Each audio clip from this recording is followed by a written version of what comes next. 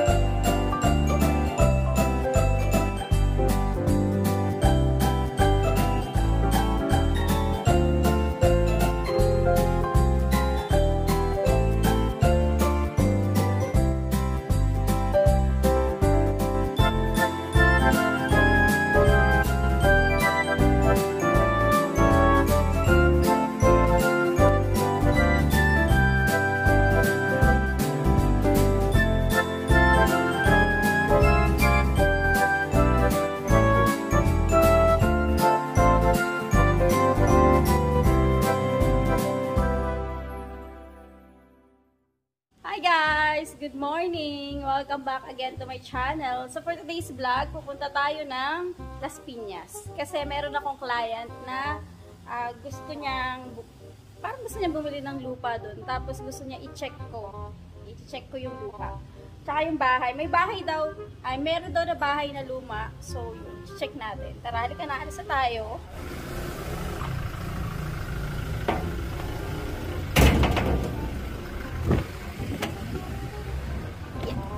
Alam mo na kung saan? Waze. Mag-waze tayo. Papunta doon. Sobrang init.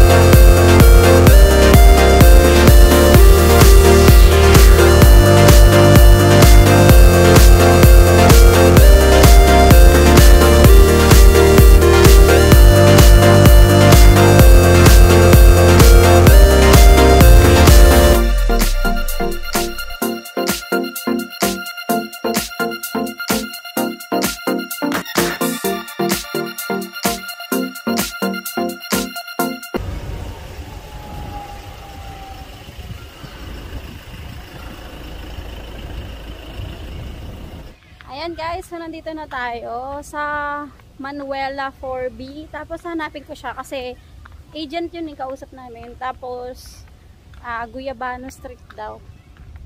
Isa na dun na. Nalakad na ako. Alamin ko na kung nasan yung, hanapin ko kung saan yung Guyabano Street. Ayan, sa mga investors natin dyan, dapat alamin ninyong mabuti yung location ng bibili nyong property, tapos yung mga papeles, tapos alamin nyo rin, napaka-importante ito kung binabaha ba or hindi doon sa lugar na bibilhan ninyo. So, pwede kayo magtanong-tanong sa mga tao doon. Mag-research kayo o magtanong kayo sa mga accredited na mga broker or agent. Highway. Highway. Yan. Kaya ito lahat ng building na pasakop mo. Tapos, hanggang doon yan sir. Dapat ito.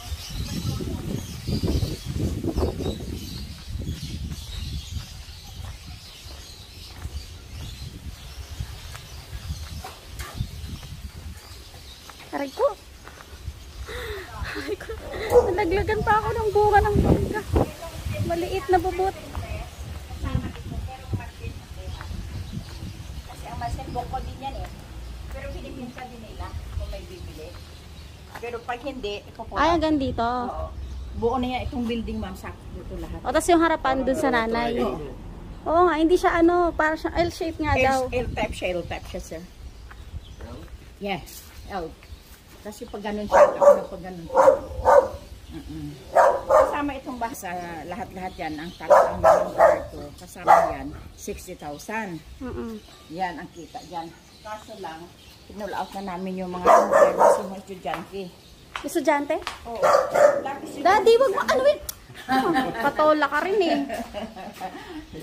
Naaway niya yung ano. Tapos yung bahay.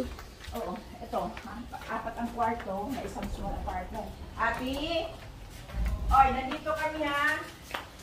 Tingnan natin te ang guante ditong area te. Ang sa printing area. Lalaki yan eh, di nakalawang yan. Hello po. Ano yung mabuksan? Anong number? Walang number. Ayaw mo buksan eh. Kailangan siguro, oy, may out. Ito. Ito, sir. Hanggang doon na siguro. Yeah. Sinusukat niya. Sinusukat mo ka. Anong sukatin mo na? Anong? Triangle, how come it's LC? Oh, yeah. From, yan, yan na. Yeah. Ilan square to? 600. 639 square meters po. Yan, may ganyan siya. Pero, kunti renovation na kung paupahan mo lang siya. Kunti renovation lang siya. Unti-unti yung nahakot nilang gamit. Ay, nagrenta, unti-unti, hinahakot. And, ayan guys, nakita nyo na, yung property, hindi siya yung ano eh, yung flat na lupa. Tsaka hindi siya yung square, ganyan. Triangle yung shape niya. And, ayan guys, nakauwi na tayo. So, nagugutom na ako, kaya magluluto tayo. Gulay muna tayo ngayon, tsaka fish. Bawal lang karne. Ayan. Ayan. So, ito is pritong talong. Papartneran ko lang ko ng bagoong. Masarap to. Grabe.